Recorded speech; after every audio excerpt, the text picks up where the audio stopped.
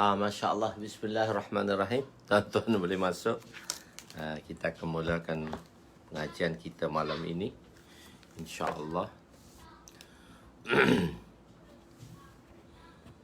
Barakallah fih. Masya Allah.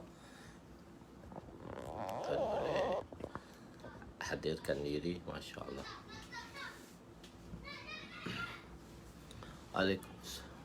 Insya Allah. Waalaikumsalam warahmatullahi wabarakatuh. Masya Allah. Orang Singapura mula-mula mendatangi, Masya Allah. Didatangi oleh orang yang selepasnya Johor Bahru. Jauh sikit ke Sabah. Masya Allah. Dan orang, Masya Allah, balik ke Kuala Lumpur balik. Dan terus ke Sabah kembali. Pergi ke Sungai Buloh. Dan terus ke Kelantan. Masya Allah. Ya, terus ke Sarawak. Orang Sarawak, Masya Allah. Orang Kuantan, Kak Nak kita, Masya Allah. Abdul Razak, Abdul Manaf, Suzila Adam, Ramli Sharif. Aku menulis bukan kerana nama. Masya Allah. Waalaikumsalam warahmatullahi wabarakatuh. Orang jauh daripada Perth, Masya Allah. Australia. Daripada Thailand, Masya Allah. Masya Allah. Waalaikumsalam warahmatullahi wabarakatuh. Waalaikumsalam warahmatullahi wabarakatuh. Masya Allah. Hadirkan diri, Masya Allah, dengan iman dan ihtisab, iaitu kita yakin kepada perintah Allah dan kita meyakini janji-janji Allah Subhanahu Wa Taala. Masya Allah. Kita teruskan, Masya Allah.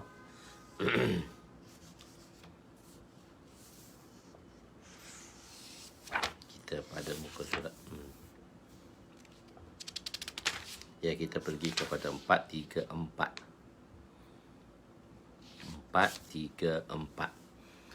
Kita akan berada pada malam ni pada muka surat 434, hadis yang ke-748 kurungan 57.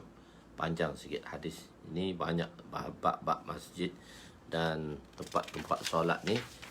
Hadisnya agak banyak, sampai ke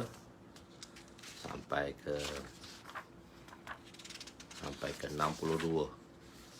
Sampai ke 62. Bismillahirrahmanirrahim. Assalamualaikum warahmatullahi wabarakatuh.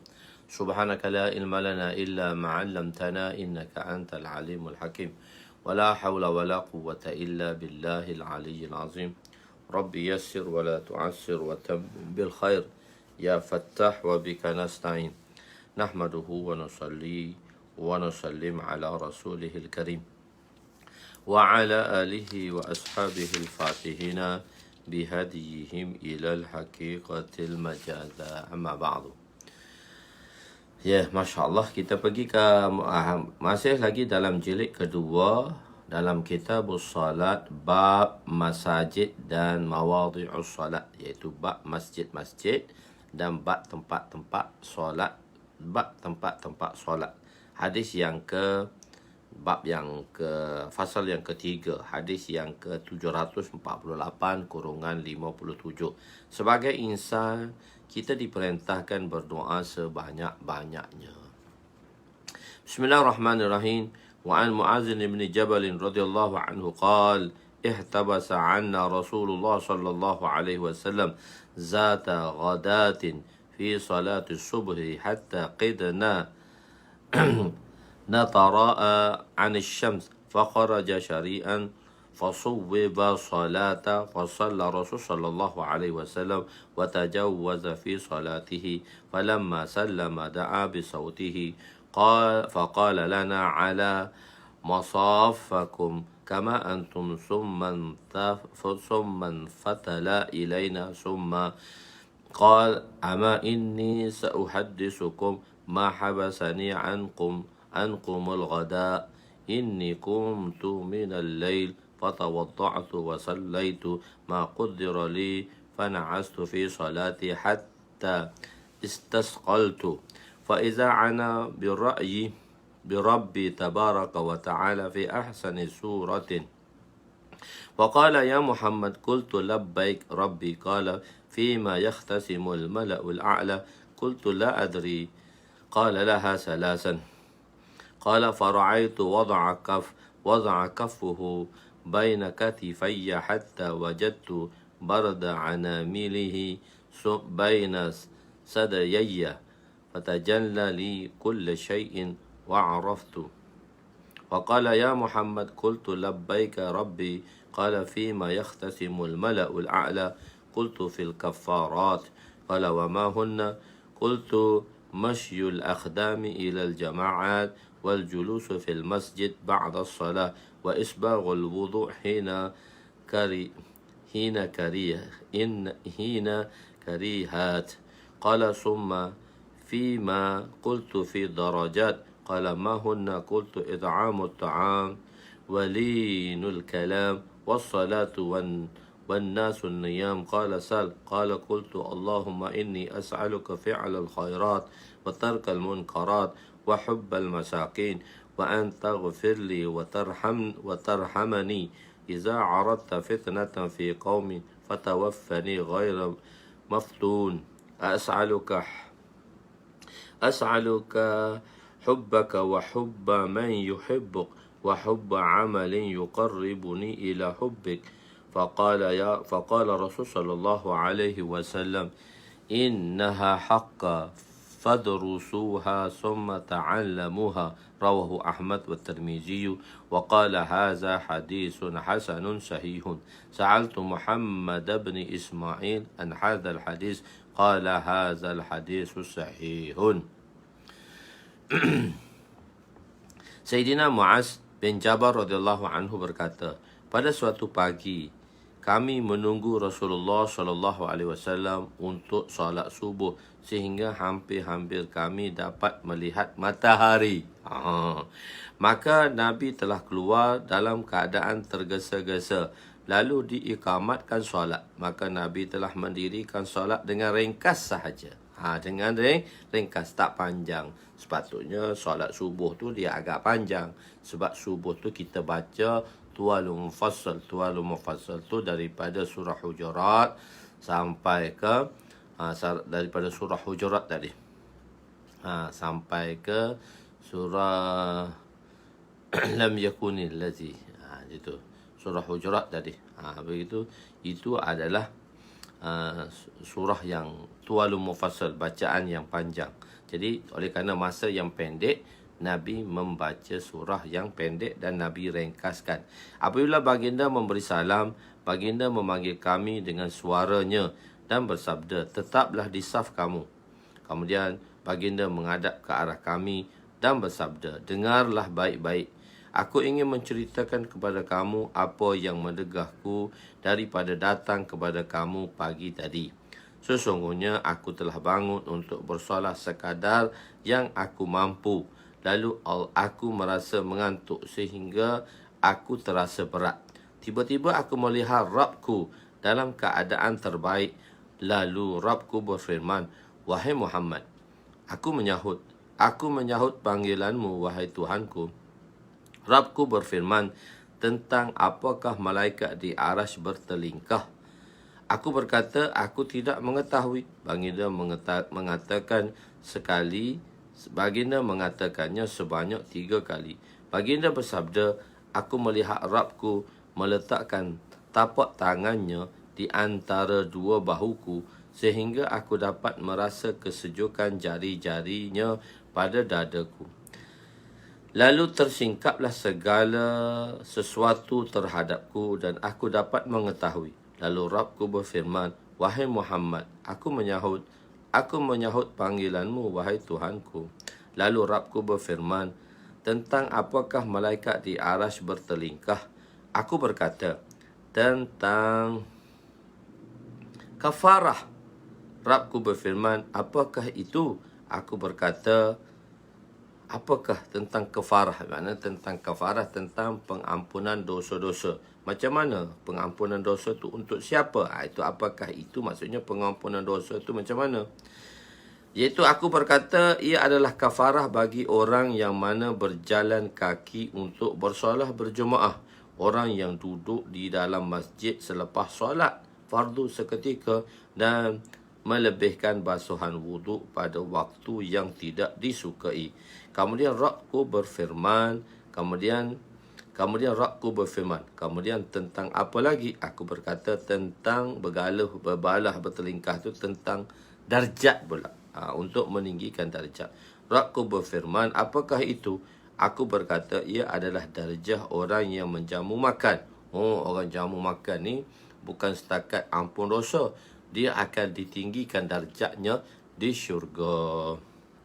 Jamu orang makan. Jamu makan ni at'imut ta'am, iaitu amalan syurga. Makan adalah amalan syurga. Kita menjamu orang-orang miskin untuk mereka makan.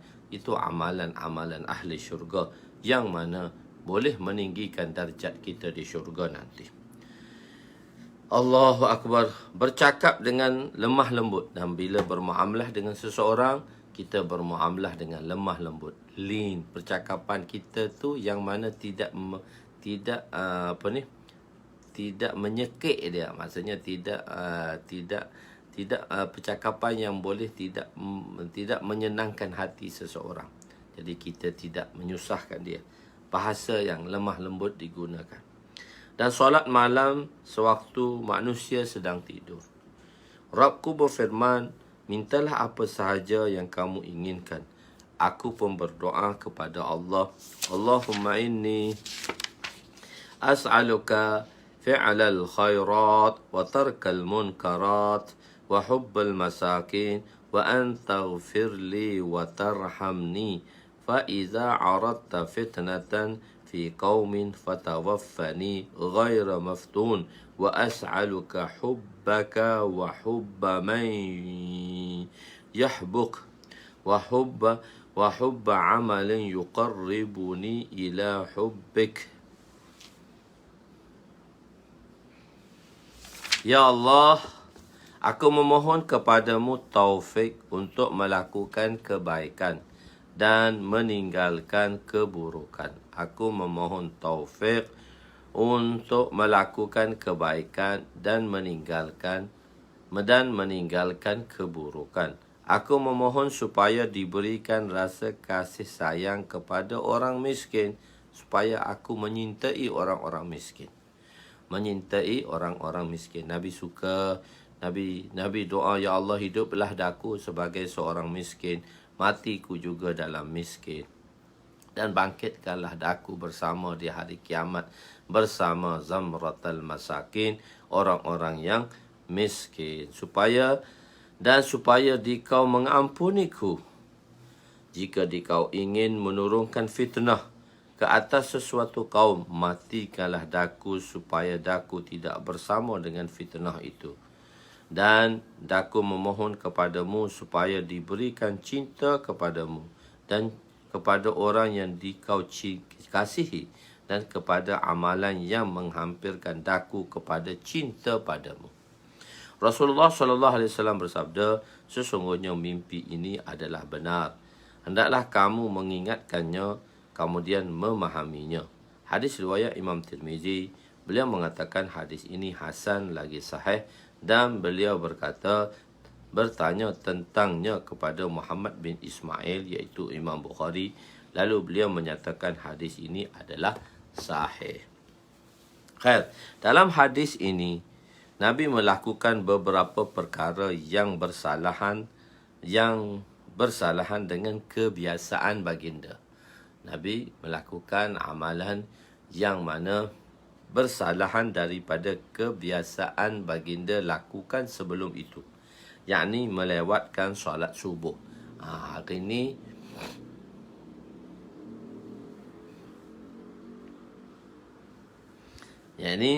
apa sahaja pekerjaan yang baik. Jadi perkara yang bersalahan dengan kebiasaan baginda melewatkan solat subuh. Amma ialah kalimah tanbih. Amma kalimah tanbih. Boleh dibaca dengan ma'ruf atau majhul.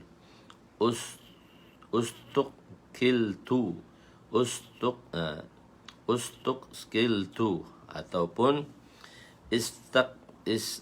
istasqaltu boleh baca, iaitu terjemahnya sama sahajalah. Apa sahaja pekerjaan yang baik yang ingin dilakukan, mintalah supaya Allah permudahkan. Kerana itulah Nabi mengajar doa tersebut. Selepas melakukan kebaikan pun disuruh untuk berdoa. Seperti doa penutup majlis.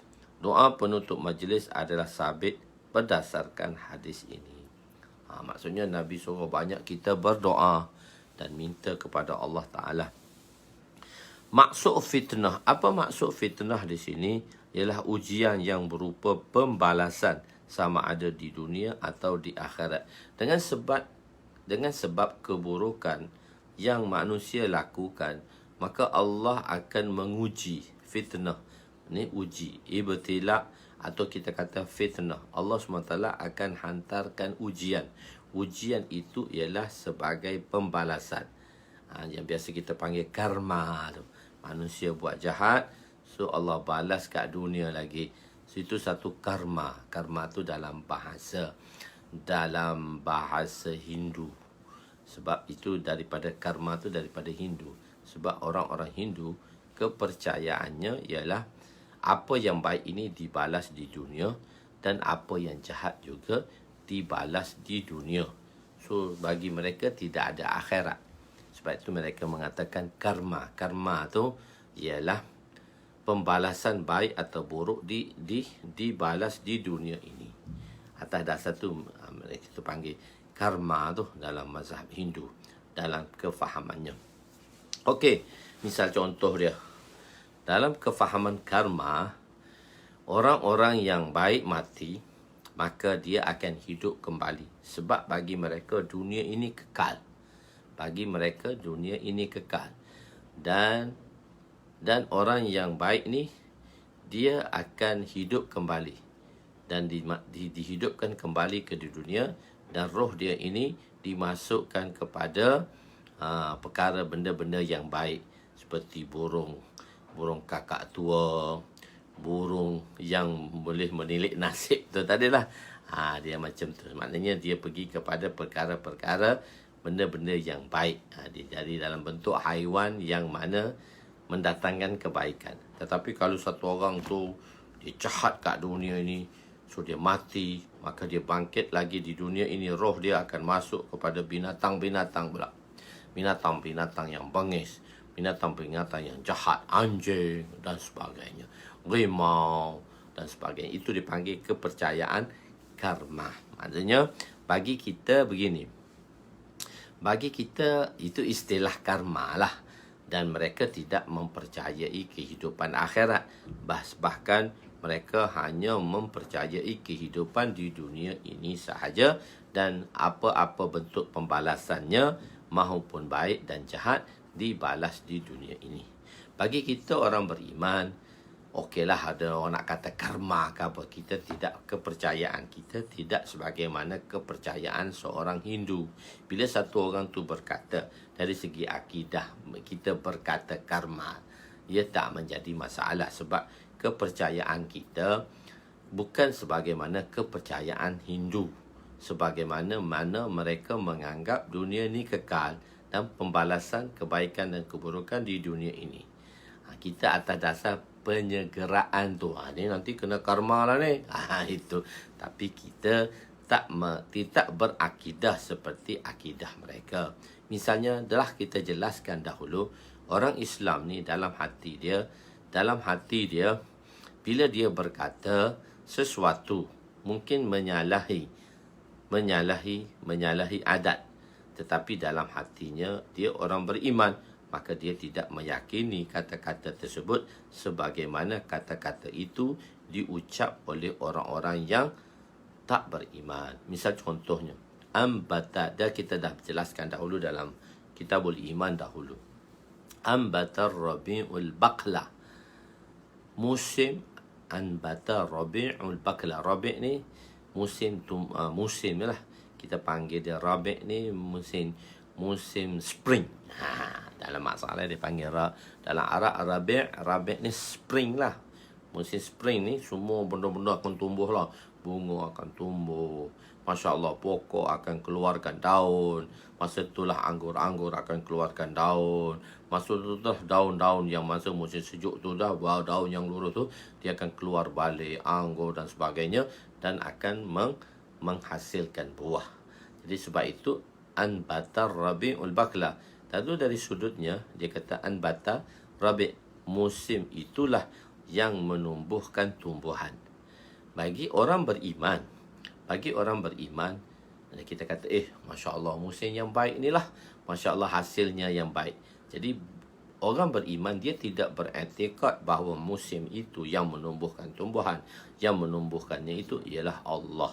Jadi beza bagi orang yang mana orang Islam berkata ambatar rabi'ul bakla, tidaklah kepercayaan dia itu sebagaimana kepercayaan orang-orang yang tidak bertuhan. Tak, kepercayaan dia tidak sebagaimana kepercayaan mereka. Jadi tak bolehlah kita nak kata kata macam tu kafir kau tu, macam orang karma.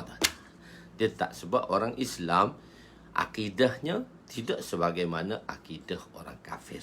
Jadi dia masih tetap ada iman, cuma perkataannya tadi sahaja tasyabbuh, menyamai perkataan yang disebut oleh orang yang bukan Islam, tetapi akidahnya benar sebagaimana orang Islam. Jadi perkataan itu sebenarnya tidak memudaratkannya. Tidak, tapi sebaik-baiknya tidak berkata demikianlah. Tapi kadang-kadang orang dia ambil makna zahir, tak boleh ni. Itu maksudnya, tak boleh ni, begitu. Salah. Jadi Allahu Akbar. Jadi apa sahaja pekerjaan yang baik ingin dilakukan. Jadi tengok maksud fitnah bukan setakat memohon. Maksud fitnah ialah ujian yang berupa pembalasan sama ada di dunia dan akhirat. Jadi kita kata fitnah. Fitnah ni satu ibtila'. Ibtila' ni ujian. Ujian tu daripada Allah. Kenapa Allah datangkan ujian? Daripada perbuatan kita yang buruk. Kerana Allah nak ampuni dosa kita. Sebab tu orang Islam ni beruntung. Buat baik, Allah bagi ganjaran. Buat kejahatan, maka Allah bagi amaran. Dan amaran itu merupakan satu ujian. Dan ujian itu menyebabkan keampunan. Jadi sebab itu, kita kan dengan Allah SWT, kita tak boleh berputus asa. Kita tidak boleh berputus asa. Sebab sikap berputus asa itu, sikap bukan orang Islam punya. Kita mesti berbaik sangka kepada Allah Subhanahu wa ta'ala. Khair. Jadi as'aluka hubbuka, as'aluka hubbaka, as'aluka hubbaka. Bukan setakat memohon untuk mendapat cinta Allah, bahkan untuk menzahirkan rasa benar-benar berkeinginan. Yakni rasa talibu sadiq, yakni benar-benar berkeinginan. Ya Allah, daku bukan hanya sekadar meminta, bahkan daku benar-benar mencari cintamu. Mencari cinta Allah. Firman Allah Ta'ala, wa innaha lakabiratun illa 'alal khashi'in, dan sesungguhnya solat itu amat berat kecuali orang-orang yang khusyuk. Ya Allah, berikanlah daku taufik supaya aku dapat berzikir, bersolat, bertilawah Al-Quran, beribadat dengan cara yang engkau paling sukai. Bila kita nak buat sesuatu amalan, maka kita kena buat dengan amalan yang paling disukai oleh Allah. Dan amalan yang paling disukai oleh Allah iaitu amalan yang mana telah dilakukan oleh baginda sallallahu alaihi wasallam. Itulah amalan yang terbaik dan amalan yang disukai oleh Nabi, oleh Allah. Hadis ni hasan sahih. Maksudnya hasan li zatihi, sahih li ghairihi, atau satu sanadnya ialah hasan dan satu sanad lagi sahih, atau hasan lughawi, sahih istilahi. Itu dari segi makna sanad saja. Okey, seterusnya hadis 749, hadis kurungan 58. salah satu doa sebelum masuk masjid. Jadi belum masuk masjid pun kita kena ada doa juga, bukan hanya setakat masuk masjid saja. وعن عبد الله بن عمرو بن العاص رضي الله عنهما قال كان رسول صلى الله عليه وسلم يقول إذا دخل المسجد أعوذ بالله العظيم بوجهه الكريم وسلطانه القديم من الشيطان الرجيم قال فإذا قال ذلك قال الشيطان حفظ سائر اليوم رواه أبو داود. Sayyidina Abdullah bin Amr bin As berkata, Rasulullah sallallahu alaihi wasallam membaca doa ini apabila memasuki masjid.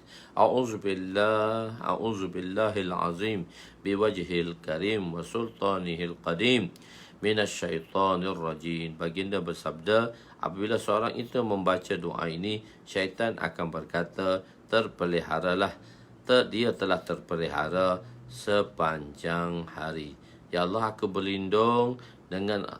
aku memohon perlindungan dengan Allah yang begitu azim sifatnya, dengan wajahnya yang mulia, dengan kerajaannya yang sedia kala daripada, dan juga aku berlindung dengan Allah daripada syaitan yang direjam. Penerangan, mula-mula kita tengok masjid, kita akan berselawat lah. Dah kita beritahu sebelum ni kan, dalam adab masjid. Okey, kita tengok masjid dulu kan, kita kata okey, muzakarah adab masjid.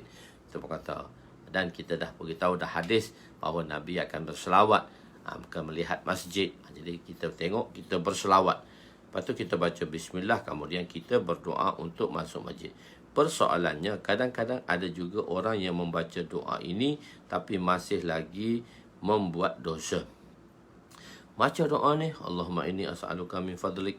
Baca doa ni tapi buat dosa juga lagi. Jawapannya syaitan tadi kan. Jadi syaitan kata tak selamat, dia tak selamat daripada aku. Jadi lepas tu buat dosa pula, apa pula halnya? Begitu. Jawabnya ialah maksud syaitan di sini ialah iblis. Maksud penjagaan di sini ialah Allah menjaganya daripada kufur dan syirik. Dosa yang lain mungkin dilakukan. Jadi Allah jaga daripada kufur dan syirik. Begitu juga dalam riwayat Imam Abu Daud, barang siapa yang membaca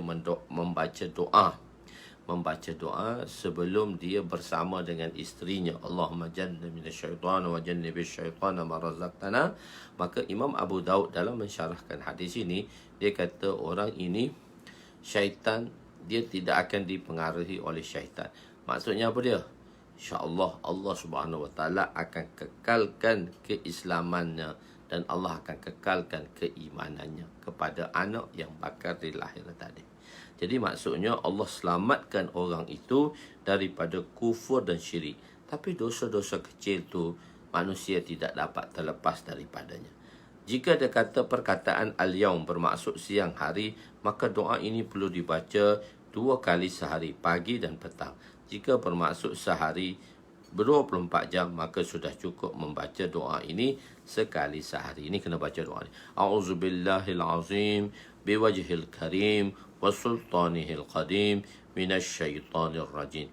Ya, a'udzubillah. Ini kadang orang nak tamat di sini saya tak terjemah kan. Orang tanya terjemah apa? A'udzubillah tu terjemah a'udzubillah minasyaitonir rajim lah. A'udzubillah, aku memohon perlindungan dengan Allah yang azim, dengan wajahnya yang mulia, dengan kemuliaannya, dengan kerajaannya yang sedia kala. Qadim tu maksudnya sedia kala. Dan juga aku memohon perlindungan dengan Allah daripada syaitan yang direjam. Hadis yang 750-59. Nabi berdoa supaya kuburnya tidak disembah.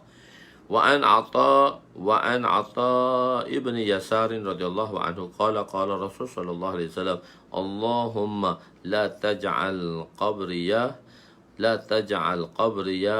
وثنا يعبد اشتد غضب الله على قوم استخذ قبور أنبيائهم مساجدا رواه Malik mursalan. Sayyidina Atha bin Yasir rahmatullah alaih meriwayatkan bahawa Rasulullah sallallahu alaihi wasallam bersabda, "Ya Allah, janganlah dikau jadikan kuburku berhala yang disembah. Sesungguh sangat besar kemurkaan Allah terhadap kaum yang telah menjadikan kuburan Nabi mereka sebagai tempat sembahan, iaitu tempat sujud. Hadis ini diriwayatkan oleh Imam Malik secara mursal. Penerangan, Nabi mendoakan keburukan kepada mereka yang menjadikan kubur nabi-nabi mereka sebagai sembahan. Jadi Allah Subhanahu wa taala telah berjanji bahawa semua kubur-kubur nabi tidak akan dijadikan tempat sembahan. Kubur baginda sallallahu alaihi wasallam tidak akan dijadikan tempat sembahan.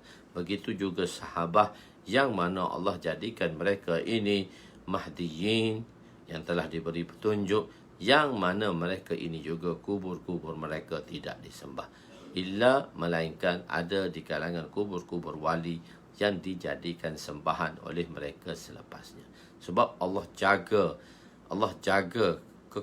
jaga imannya semasa dia hidup, dan Allah jaga jasadnya daripada digunakan untuk orang-orang yang jauh dengan Allah menyembah tempat tersebut. Khair, Nabi suka solat dalam kebun.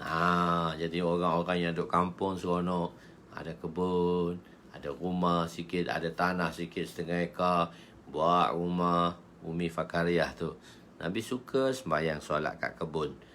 Suka tengok sembahyang solat kat kebun tu. Kat kebun tu buat sikit wakaf ke, sembahyang situ. Nabi suka. Wa an Mu'adz bin Jabal radhiyallahu anhu maqal kana Nabi sallallahu alaihi wasallam yastahibbu as-salata fil khitan. Qala ba'du ruwatihi يعني البساطين. رواه الترمذي قال هذا حديث غريب لا نعرفه إلا من حديث الحسن بن أبي جعفر أو الحسن أبي جعفر قد ضعفه يحيى بن سعيد وغيره. Sayyidina Mu'adz radhiyallahu anhu berkata, Nabi SAW, Nabi suka bersolat di dalam taman. Taman ni, kebun ni taman lah. Sesetengah perawi berkata yang dimaksudkan adalah kebun-kebun. Ialah kebun. Hadis riwayat Imam Tirmizi, bila berkata hadis ini adalah gharib, kami tidak mengetahui melainkan daripada hadis Hasan bin Ja'far atau hadis Hasan bin Abu Ja'far. Sesungguhnya Yahya bin Sa'id dan selainnya telah mentaifkan hadis Hasan rahmatullah alaih. Al-hitan jamak kepada haid. Makna hadis ini ialah Nabi suka bersolat berdekatan tembok supaya tidak menjadi halangan kepada orang yang ingin lalu lalang. Jika solat di dalam masjid, maka hendaklah diletakkan sutrah di hadapannya. Kalau kita tengok makna di situlah. Jadi orang-orang Arab akan memagari kebun-kebun mereka dengan haid tadi. Haid ini kebun lah yang diperbuat daripada tanah kan. Tembok yang diperbuat dari tanah. Nabi sembahyang tepi tu sebab dalam tu ada kebun. Haid tu kita kata kebun sebab dia dipandukan kepada pagar. Maknanya Nabi taklah sembahyang dalam, Nabi sembahyang tepi pagar tadi, tapi kawasan kebun lah. Kadang-kadang Nabi akan ke kebun untuk solat sunat, kerana pada setengah keadaan Nabi suka berseorangan dan di sana tiada gangguan atau supaya kebun itu mendapat keberkatan. Tapi Nabi sampai, kadang-kadang dengan sebab Nabi sampai, Nabi sembahyang di situ, Nabi sembahyang rumah Abu Rafi' dan sebagainya untuk memberi keberkatan pada tuan rumah dan juga tuan kebun. Solat berjemaah di masjid jami' mendapat ganjaran 500 pahala. 500 bukan 27 masjid jami'. Okey. Dengar. Wa ana Anas radhiyallahu anhu, hadis ke-752 kurungan 61. Wa ana Anas bin Malik radhiyallahu anhu qala Rasul sallallahu alaihi wasallam salatul rajuli fi baitihi bi salatin wa salatuhu fil masjidi wa salatuhu fi masjidil qabaili 25 salatan وصلاته في المسجد الذي يجمع فيه ب500 صلاة وصلاته في المسجد الأقصى ب5,000 صلاة وصلاته في المسجد ب5,000 صلاة وصلاته في المسجد الحرام ب100,000 صلاة رواه ابن ماجه. Sayyidina Anas bin Malik radhiyallahu anhu meriwayatkan bahawa Rasulullah sallallahu alaihi wasallam bersabda, solat seorang lelaki di rumahnya akan ditulis dengan ganjaran pahala sekali solat saja. Solat kat rumah sembahyang seorang diri dapat satu pahala. Solat yang di masjid qaryah, qabail tu masjid qaryah. Masjid-masjid qaryah kita akan ditulis dengan pahala 25 kali ganda. Sedangkan solat di masjid jami' wa solatu fil masjidi allazi yujamma'u, kita panggil masjid jami' lah. Ada kawasan-kawasan kan dalam masjid jami' ni, apabila masjid jami' ni masjid daerah lah. Masjid daerah biasanya dipanggil masjid jami' lah. Begitulah kebiasaannya kita di Malaysia ni. Sedangkan solat di masjid jami' pula akan ditulis dengan pahala 500 kali solat. Manakala solat di Masjid Aqsa akan ditulis dengan pahala 50,000 kali solat. Solat di masjid juga akan ditulis pahala 50,000 kali solat. Dan solat di Masjidil Haram akan ditulis pula 100,000 kali solat. Sebelum ni kita dah jumpa riwayat, iaitu sembahyang di Masjid Nabi seperti sembahyang 1,000 kali. Sebab itu hadis tu riwayat Imam Bukhari, dan hadis tu hadis sahih. Dan kebanyakan orang-orang salafijah dia memakai hadis tu lah. Dia tak pakai hadis riwayat Imam Ibn Majah ni. Dia kata hadis ni tak sahih. Begitu. Ini fadilat. Apa salahnya kita pakai fadilat? Dan hadis untuk fadilat, hadis da'if pun boleh digunakan untuk fadilat. Timbul persoalan, iaitu sebahagian riwayat menyatakan bukan 25 masjid qaryah, 27 pahalanya jika solat di masjid. Perbezaan ini mungkin berlaku disebabkan tahap mujahadah untuk datang ke masjid, atau kita kata dengan sebab panas ke, musim panas, hak susah tu 27, hak senang tu 25, dan kita telah jelas sebelum ini. Okey, timbul persoalan lagi, mengapa hadis ini menyebut bahawa solat Masjid Nabawi dan Masjid Aqsa sama ganjarannya, iaitu 50,000 pahala. Jawabnya, maksudnya solat di Masjid Nabawi lebih besar ganjarannya 50 kali ganda daripada solat Masjid Aqsa. Bukan ganjaran solat di kedua-duanya sama. Beza Masjid Nabawi dengan Masjid Aqsa tu ialah 50,000 kali. 50,000 kali. 50,000. Sebab itu yang biasa kita dengar kan, sembahyang di Masjid Aqsa 25,000. Ganjaran pahala di Masjid Nabi 50,000, dan di Masjid Nabawi, Masjidil Haram 100,000. Jadi maksudnya itu bilangan dalam riwayat tadi. Jadi berapa jarak waktu antara pembinaan Masjid Aqsa dan Masjidil Haram? Jadi bila jarak dia pembinaan Masjidil Aqsa dengan Masjidil Haram ni, bila jarak dia pembinaan dari sudut pembinaan jaraknya.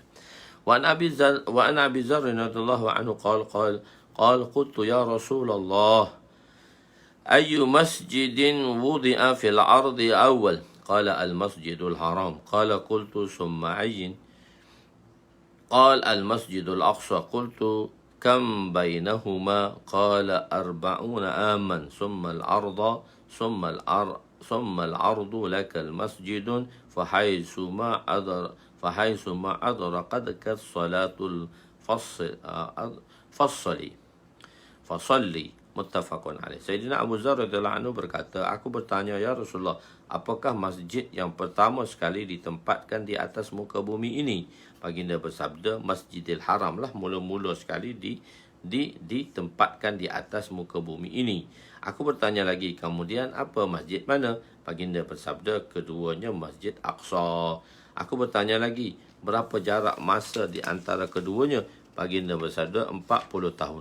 Kemudian seluruh tanah muka bumi adalah masjid. Apabila tiba masuk waktu solat, solatlah di mana-mana sahaja, mana-mana sahaja kamu ingin solat.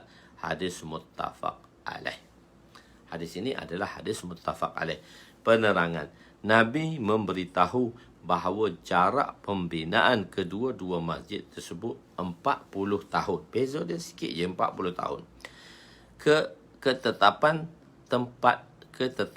tempat Baitullah telah ditetapkan oleh Allah dalam Al-Quran, yang mana Allah SWT berfirman, Inna awwala baitin wudi'a lin-nas lalilladzi bibakkata mubarakan wa hudan lil alamin. Sesungguhnya rumah ibadat yang mula-mula dibina untuk manusia beribadat kepada Allah SWT di Baitullah, yakni di Mekah, yang berkat dan dijadikan petunjuk hidayat kepada seluruh umat. Surah Ali Imran ayat 96. Tetapi yang menjadi persoalannya ialah masyhur Masjidil Haram dibina oleh Nabi Ibrahim dan Masjidil Aqsa dibina oleh Nabi Sulaiman. Jarak antara mereka berdua sangat lama, tapi kenapa dikatakan di sini jarak mereka hanyalah 40 tahun. Jarak kedua masjid satu sama lain 40 tahun. Kalau Nabi Nabi Ibrahim dengan Nabi Sulaiman, jauh bezanya. Atau 40 tahun itu jarak masa pembinaan malaikat dan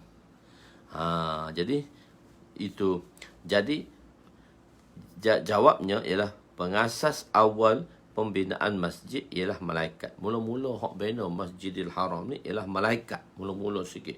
Sebab proses pembinaan Masjidil Haram ni berkali-kali ada perubahannya dari sudut strukturnya dibina kerana mungkin runtuhan-runtuhannya tadi.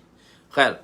Jadi Masjid Aqsa, Masjidil Haram. Jadi asas yang mula-mula membina Masjidil Haram ialah malaikat. Jadi perbezaan jarak masa pembinaan Masjidil Haram dengan Masjid Aqsa yang dilakukan oleh malaikat ialah 40 tahun. Bukan dari sudut manusia. Atau 40 tahun itu jarak masa pembinaan malaikat dan pembaharuan yang dilakukan oleh Nabi Adam. Malaikat bina dulu, lepas tu Adam pula yang bina Kaabah tadi. Allah perintahkan dia untuk bina Kaabah. Atau jarak masa antara pembaharuan yang dilakukan oleh Nabi Ibrahim dan Nabi Yaqub alaihissalam ialah selama 40 tahun. Jadi 40 tahun tu di antara waktu-waktu ini. Bukannya kita tengok dari segi banyak segi lah. Dengan Nabi Yaqub, dengan Nabi Ibrahim, Nabi Adam, dengan malaikat. Jadi pelbagai keadaan riwayat. Jadi kita tak tengok satu sudut sahaja. Khair, pengubah suraian Kaabah dibuat berapa banyak kali. Di Saidinah banyak kali perubahan-perubahan ni. Di Qusay, zaman Qusay, lepas tu zaman Nabi sebelum belum jadi Rasul lagi, iaitu Madinah, Makkah dibanjiri dan runtuhan Masjid Nabawi, Masjid Baitullah, lepas tu Nabi bina dengan Hajarul Aswadnya. Nabi Ibrahim AS bina, sebab masa sebelum Nabi Ibrahim datang tu Kaabah dah tak ada dah. So Nabi Ibrahim kali diperintahkan Allah SWT, tempat tu ada tapi bangunan tu dah tak ada dah. Dah tak ada, dibina kembali oleh Nabi Ibrahim. Seperti itu panggil Jabal Kaabah.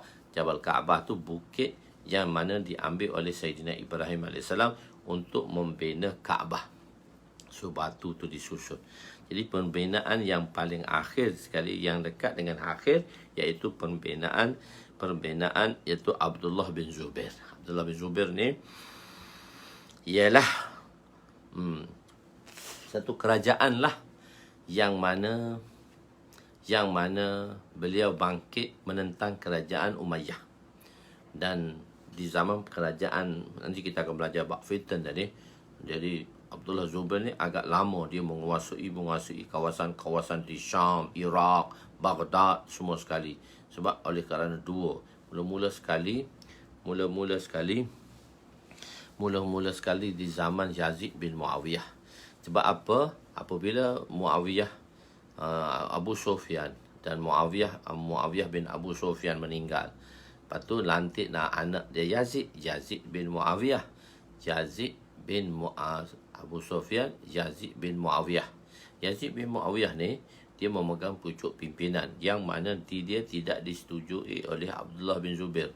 Dan Yazid bin Muawiyah ni dia telah menghantar satu rombongan tentera untuk berlawan dengan Abdullah bin Zubair, yang mana Abdullah bin Zubair tadi telah menguasai Kaabah. Beberapa lama dia pakai menjanik dan sebagainya. Di zaman pemerintahan Yazid bin Muawiyah, Yazid bin Muawiyah tadi meninggal. Yazid bin Muawiyah meninggal. Jadi peperangan dia tak jadi. Dia tak jadi nak serang Abdullah bin Zubair. Lepas Yazid bin Muawiyah pula meninggal, nanti pula Muawiyah bin Yazid pula, anak Muawiyah bin Yazid tadi, anak Yazid tu Muawiyah bin Yazid bin Muawiyah. Muawiyah bin Yazid ni berapa bulan saja menjadi khalifah. Selepas ayah dia meninggal, dia jadi khalifah Bani Umayyah. Dia pun mati. Jadi pertukaran khalifah itu menyebabkan tak jadi kembali untuk menakluki, untuk menawan Abdullah bin Zubair yang telah menakluki Mekah dan telah mengisytiharkan pemerintahan khalifahnya di Mekah. Pemerintahan khalifahnya di Mekah. InsyaAllah kita akan belajar nanti dalam jilid ke-10, Babul Fitan. Jilid ke-10 di sana. So saya nak sebut sedikit supaya kenapa saya kata Abdullah bin Zubair ni membina Kaabah. Di zaman kerajaan Abdullah bin Zubair membina Kaabah. So itulah. Jadi bila Yazid bin Muawiyah bin Yazid bin Muawiyah, anak Yazid, Muawiyah bin Yazid bin Muawiyah, dia pegang pimpinan sekejap aja. Selepas itulah marinya Abdul Malik bin Marwan. Lepas tu kerajaan Abdul Malik bin Marwan.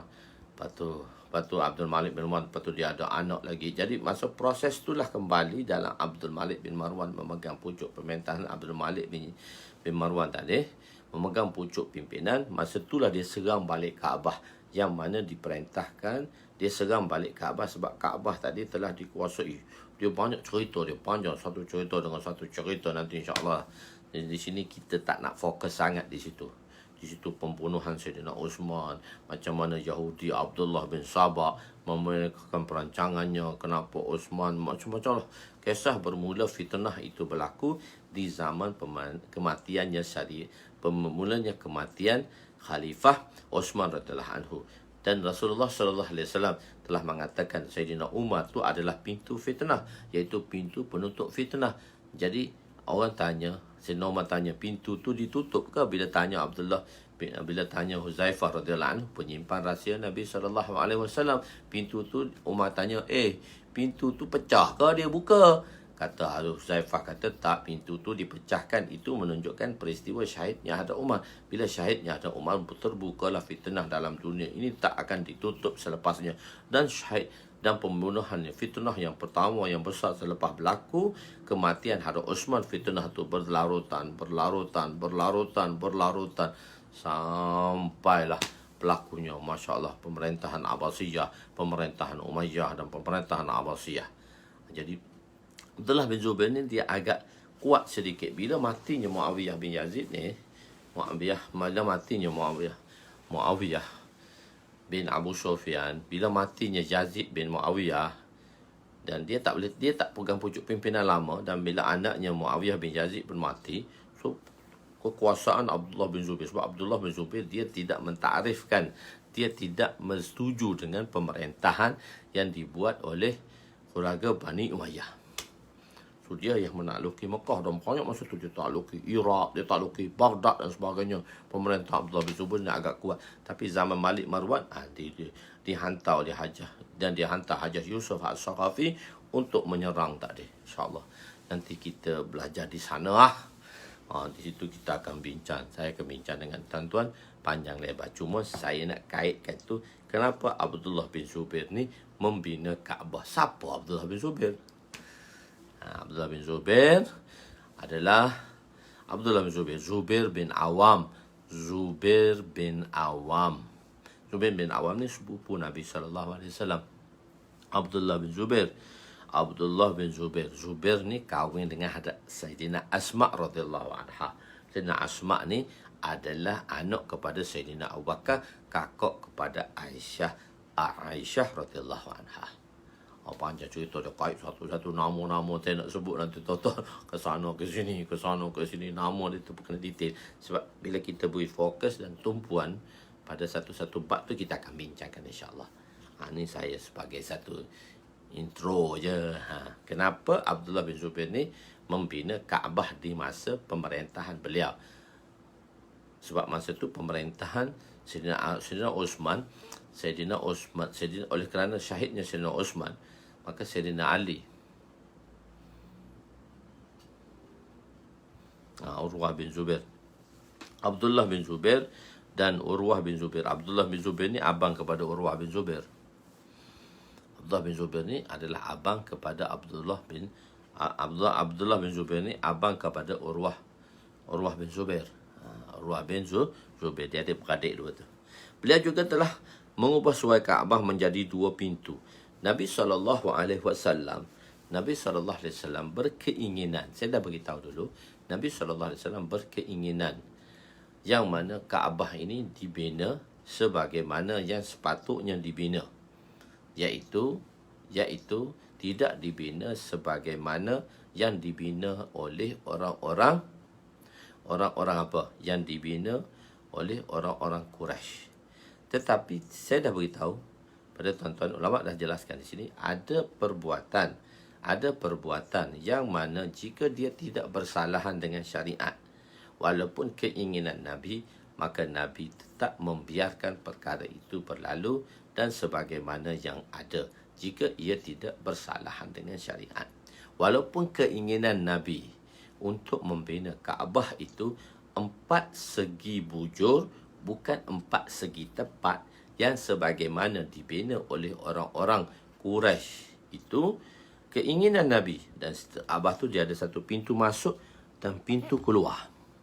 Itu keinginan Nabi SAW yang membina. Tapi oleh kerana perkara ini tidak bersalahan dengan syariat, Nabi membiarkan binaan itu dibina oleh orang-orang Quraisy. Bukan Nabi raikan Quraisy, tapi oleh kerana perbuatan tadi dia tidak bersalahan dengan syariat, maka Nabi membiarkan adat yang sebelum ini dilakukan ataupun perkara yang sebelum ini dilakukan, onkan dia, sebab dia tidak bersalahan dengan syariat. Okey, salah satu lagi, kalaulah perkara itu bersalahan dengan syariat, maka Nabi tidak mengikut adat orang-orang Mekah.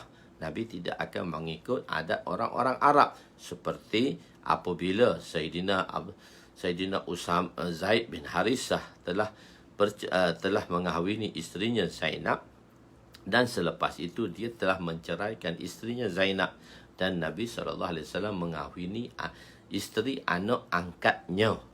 Dan bagi orang Arab, anak angkat tu seperti anak keturunan, anak nasab. Jadi anak angkat itu juga akan mendapat harta pusaka sebagaimana anak nasab.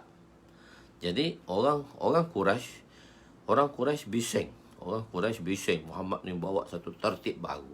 Jadi Nabi SAW berkahwin dengan anak tiri dia tadi, menantu dia lah. Menantu anak angkat dia tadi dengan Zainab. Jadi orang pun bising. Tapi oleh kerana apa yang dibuat oleh Nabi ialah benda itu tak bersalahan dengan syariat, dan Nabi mengahwininya dan tidak mengikut dan meraihkan macam mana orang Arab nak. Boleh faham? Dia ada konsep, sebab itu depan dia syariat. Bagi kita ialah syariat. Syariat itulah yang mengawalnya. Dalam kehidupan kita, syariat kita terdiri kepada 4. Sekarang selepas Rasulullah SAW wafat, syariat kita adalah 4. Satu, syariat kita ialah Quran, hadis, ijma' dan qiyas. Bukan hanya Quran, hadis sahaja, tapi kita ada ijma' dan kita ada qiyas.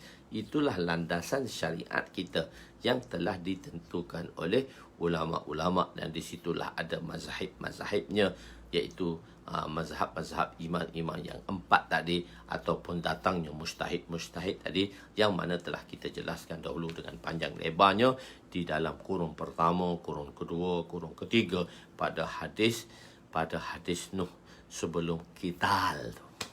Kan tuan-tuan tengok balik, flashback balik, insya-Allah saya akan dalam YouTube saya, insya-Allah dalam YouTube saya akan masukkan balik pengajian saya daripada awal hingga ke sekarang. Tapi saya akan masuk seminggu 2 kali. Video-video pertama saya akan masukkan di dalam YouTube saya.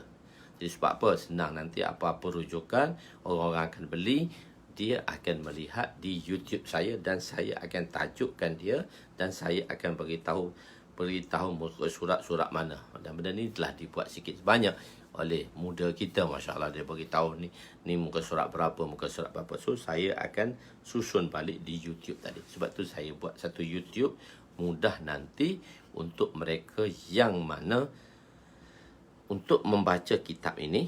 Kadang-kadang beli kan tak boleh nak baca. Tuan-tuan beli kadang tak boleh nak baca. Sebab baca boleh tapi tak faham. Jadi sebab tu saya menyusun kembali dan saya buat dah ada rakaman. Tu saya balik dan saya susun kembalilah. Begitu saya susun kembali, insya-Allah. Sebab tu jadi tuan-tuan dan puan-puan boleh tengok baliklah view tu semula nak tengok balik. Sebab saya tak masuk tiap-tiap hari lah, saya akan masuk sikit-sikit lah. Jadi untuk benda yang future lah, untuk akan datang. Tuan-tuan ni masya-Allah dia advance bersama saya ni, lebih 100 orang lebih bersama saya. Alhamdulillah, terima kasih kerana sudi bersama saya. Kerana sudi mendengar sikit sebanyak apa yang saya nak kongsikan dengan tuan-tuan tentang hadis Nabi SAW dan banyak perkara-perkara yang nak dijelaskan di sini, tapi tidak secara detail lah, seimbas lalu, sekurang-kurangnya orang awam. Apa maksud saya? Orang awam ni dia boleh dengar juga. Sebenarnya kan dia dengar hadis sikit-sikit saja, 5-60 hadis, 100 hadis. So kurang-kurangnya ada satu pot yang saya akan buat, yang mana ada pot yang saya akan buat. Saya tak delete. Yang video FB saya tak delete pun. Saya tak delete. Yang umum saya tak delete. Cuma saya nak susun balik di dalam FB. Di dalam saya nak susun kembali di dalam apa ni? Di dalam YouTube saja. Tu aja. Saya tak akan delete. Sebab yang saya umum saya tak akan delete. Cuma yang daurah tu saya ada dengan saya. Dan saya akan buat, saya ada perancangan dia, nantilah saya akan bagi tahu pada tuan-tuan macam mana perancangan saya tentang video daurah tadi. Sebab daurah tadi kan tuan-tuan yang menyertai, yang mana tuan-tuan ada komitmen dengan saya. Begitu. Dan di umum ni saya tak akan delete. Saya akan teruskan, orang nak buat pun macam mana dia terpulang lah. Tapi saya bagi inisiatif saya nak susun balik. Saya nak susun balik perkara ni supaya mudah orang lain nak melihatnya. Untuk for next lah, untuk akan datang lah. Sebab mungkin untuk saya mengajar balik daripada awal sampai akhir sepatu komplit ni, mungkin wallahualam akan ada lagi ke tidak ada, tapi sekurang-kurang peninggalan video tu ada. Begitulah. Belum saya mati ni, saya moga Allah dapat selesaikan pengajian saya. Itu niat saya untuk secara umum yang saya nak sampaikan atas tujuan kenapa saya menulis kitab ini. Kenapa saya menulis kitab ini? Jadi saya nak umumkan perkara ini dalam masyarakat supaya ada bahan dalam masyarakat. Walaupun dia tidak detail, tapi seimbas lalu dalam masyarakat, dan masyarakat umum pun dapat mempelajari macam mana orang-orang madrasah mempelajarinya. Walaupun tak sama, tapi ada cara mempelajarinya tadi. Begitu. Tinggal untuk anak-anak cucu satu, saya tinggalkan kitab ni. So saya tinggalkan satu video untuk anak-anak cucu, insya-Allah akan datang. So mungkin tak tahu lagi lah, saya nak buat lagi ke live saya ni selepas habis 3 tahun ni, insya-Allah. Selepas habis 10 jilid 3 tahun ni, so saya nak buat kembali pengajian daripada awal sampai akhir pula. Itu kita tengoklah macam mana akan datang. So kurang-kurangnya kali pertama saya buat ni, saya akan habiskan. Lepas tu saya akan savekan benda ni. Begitulah. InsyaAllah. Sedikit sebanyak. Jadi bukan cukup dengan saya ni saja. Banyak lagi tuan-tuan perlu kena pelajari. Tuan-tuan kena pelajari dengan guru-guru yang lain lagi. Banyak lagi perkara. Cuma pilihlah guru-guru yang mana dia memudahkan kita dan sealiran dengan kita. Tapi bila tuan-tuan dah hebat, tuan-tuan dah pandai, tak apa, kita belajar daripada orang lain sebab kita pandai dah memilih apa yang diajar tu boleh atau tidak. Itu bagi untuk ustaz-ustaz lah. Jadi bagi ustaz-ustaz kita memilih dan kita memilih. Tapi bagi tuan-tuan ni, kurang-kurangnya kita dalam mazhab Syafi'i, maka kita memilih jalan mazhab Syafi'i. Begitu. Itu tujuan saya menulis kitab ni lah. Asal tujuan saya nak menulis kitab ni lah, supaya saya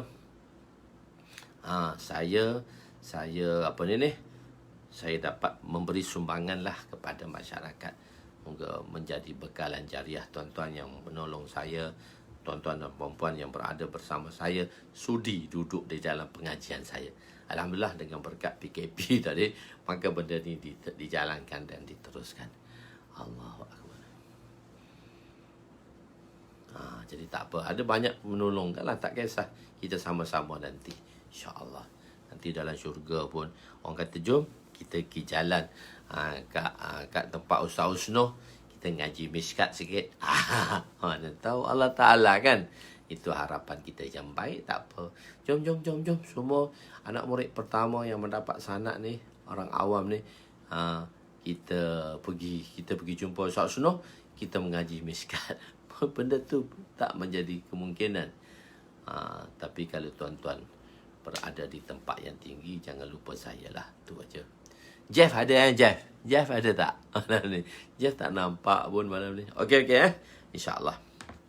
Jadi, beliau telah mengubah suai Kaabah menjadi 2 pintu. Kaum Quraisy tidak mempunyai harta yang mencukupi ketika itu. Pembinaan Kaabah telah tergendala. Sayyidina Abdullah bin Zubair telah meruntuhkan sebahagian yang tergendala itu. Maknanya tergendala lah. Ditinggal macam tu. Nabi tak ubah. Jadi itu yang saya kata tergendala tu. Maknanya lalu membinanya sebagaimana yang diingini oleh Nabi, yakni kawasan Hatim yang ditinggalkan kosong itu di dalam bahagian dimasukkan menjadi bahagian Kaabah, menjadikan berbentuk empat segi bujur yang mempunyai 2 pintu, 1 masuk dan keluar. Setelah beliau disyahidkan, Kaabah telah dirombakkan kembali dan dibina seperti asal. Jadi orang ni datang, orang ni rombak. Orang ni datang, orang ni rombak. Maka sebelum itu adalah juga jasanya Hajjaj Yusuf Al-Sakhafi. Beliau telah mengambil fatwa daripada Imam Malik mengenai Kaabah. Maka Imam Malik telah membuat fatwa. Kerana itulah Hatim termasuk dalam Kaabah. Fatwa Imam Malik diminta kepada Imam Malik. Kerana itulah kawasan Hatim termasuk dalam Kaabah. So nak stay kekal ke macam mana Abdullah bin Zubair bina, ataupun macam mana yang ditinggalkan oleh Nabi atas pembinaan orang Quraisy. Maka Imam Malik kata tak, macam mana yang ditinggalkan oleh Nabi. Nabi tidak membuat sedikit pindaan. Walaupun Nabi berkeinginan, tapi Nabi tidak membuat pindaan. Maka Imam Malik telah buat keputusan pada masa itu, maka difatwakan sebagaimana Kaabah sekarang. Alhamdulillah. Jadi kita orang yang bukan orang-orang kenamaan pun boleh masuk juga dalam Kaabah apabila masuk di Hatim. Tuan-tuan pergi sembahyang Hatim tu, carilah peluang pergi umrah ke. Kalau musim haji tu, Masya Allah lah, orang yang terlalu ramai. Tapi pergi musim-musim umrah tu sembahyang di dalam Hatim tu. Sebab dalam Hatim tu adalah seperti sembahyang di dalam Kaabah. Masya Allah. Jadi itu sedikit sebanyak pengkongsian kita pada malam ini. Insya Allah pada akan datang kita akan teruskan lagi insya Allah pada esok malam lah. Yang baik itu daripada Allah, yang kurang itu daripada kelemahan saya. Aku qouli hadza, astaghfirullahalazim li wa liwalidayya wa li jami'il muslimina wal muslimat wa lil mu'minina wal mu'minat al ahya'i minhum wa amwat bi rahmatika ya arhamar ya awwal al awwalin wa ya akhir al akhirin wa ya zal quwwatil matin wa ya rahimal masakin wa ya arhamar rahimin. Allahumma ighfir lana dhunubana wa wasi' lana khalaqana wa tayyib lana kasabana wa kanni'na bima razaqtana wa la tuzhib talabana ila syai'in sarraftahu anna wa sallallahu ala sayyidina Muhammadin wa ala alihi wa sahbihi ajma'in. Alhamdulillah Rabbil Alamin. Taqabbalallahu minna wa minkum. InsyaAllah esok kita baca babus satar, bab menutup aurat. Lepas babus satar baru dia masuk babus sutrah. Babus satar lain, babus sutrah lain juga. Babus sutrah ayat muka surat 455, babus satar 441. Babus sutrah dan babus satar berbeza.